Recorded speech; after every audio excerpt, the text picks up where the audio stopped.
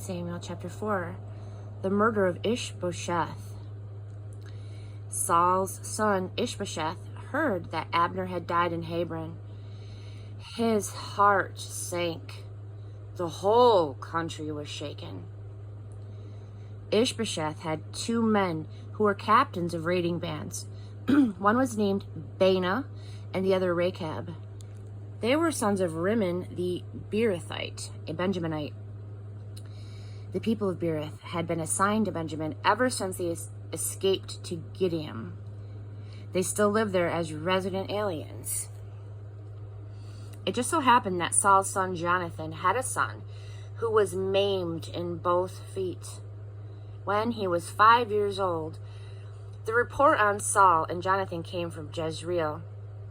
His nurse picked him up and ran, but in her hurry to get away, she fell, and the boy was maimed. His name was Mephibosheth. One day, Baanah and Rechab, the 2 sons of Rimmon, headed out for the house of Ishbosheth. They arrived at the hottest time of the day, just as he was taking his afternoon nap. They entered the house on a ruse, pretending official business. The maid guarding the bedroom had fallen asleep. So Rechab and Baanah slipped by her and entered the room where Ishbosheth was asleep on his bed. They killed him and then cut off his head, carrying it off as a trophy. They traveled all night long, taking the route through the Arabah Valley. They presented the head of Ishbosheth to David at Hebron, telling the king, "Here's the head of Ishbosheth, Saul's son, your enemy. He was out to kill you, but God has given vengeance to my master, the king. Vengeance this very day on Saul and his children." David answered the brothers Rechab and Baanah, sons of Rimmon the Beerothite, "As surely as God lives, the one who got me out of every trouble I've ever been in, when the messenger told me, 'Good news, Saul is dead,' supposing I would be delighted, I arrested him and I killed him on the spot in Ziklag. That's what he got for his so-called, quote, good news. And now you show up, evil men who killed an innocent man in cold blood, a man asleep in his own house. Don't think I won't find you guilty of murder and rid the country of you." David then issued orders to his soldiers.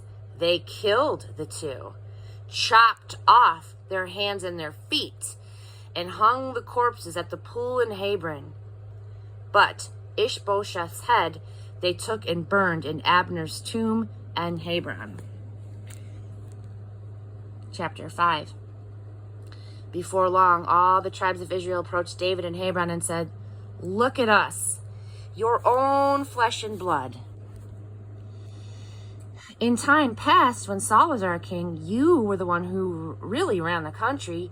Even then, God said to you, 'You will shepherd my people Israel, and you will be the prince.'" All the leaders of Israel met with King David at Hebron, and the king made a treaty with them in the presence of God. And so they anointed David king over Israel.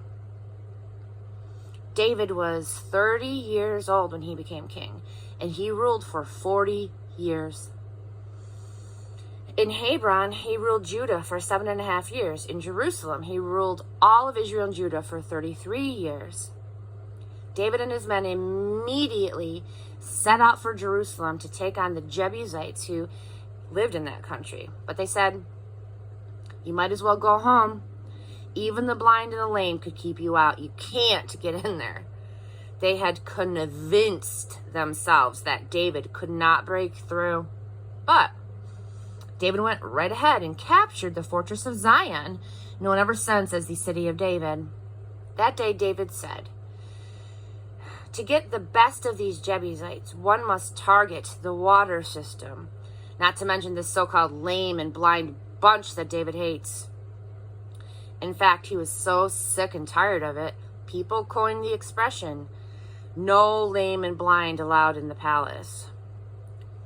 David made the fortress city his home and named it City of David. He developed the city from the outside terraces inward. David proceeded with a longer stride, a larger embrace, since the God of the angel armies was with him.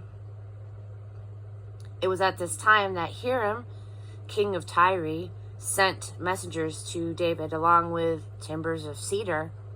He also sent carpenters and masons to build a house for David.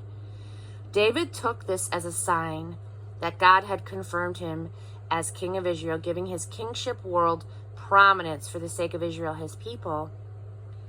David took on more concubines and wives from Jerusalem after he left Hebron, and more sons and daughters were born to him. These are the names of those born to him in Jerusalem: Shemua, Shobab, Nathan, Solomon, Ibhar, Elishua, Nepheg, Japhia, Elishama, Eliada, and Eliphalet.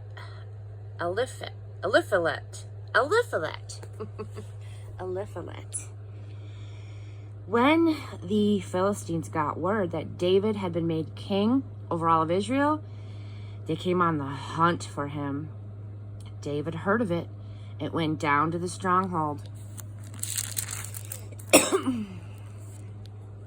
When the Philistines arrived, they deployed their forces in Rephaim Valley, and then David prayed to God, "Shall I go up and fight the Philistines? Will you help me beat them?" "Go up," God replied. "Count on me. I'll help you beat them." David then went straight to Baal Perazim and smashed them to pieces. Afterward, David said, "God exploded on my enemies like a gush of water." And that's why David named the place Baal Perazim, which means the master who explodes. The retreating Philistines dumped their idols, and David and his soldiers took them away. Later, there was a repeat performance. The Philistines came up again and deployed their troops in the Rephaim Valley. David again prayed to God. This time, God said, "Don't attack them head on. Instead, circle around behind them and ambush them from the grove of sacred trees. When you hear the sound of shuffling in the trees, get ready to move out. It is a signal that God is going ahead of you to smash the Philistine camp." David did exactly what God told him. He routed the Philistines all the way from Gibeon to Gezer.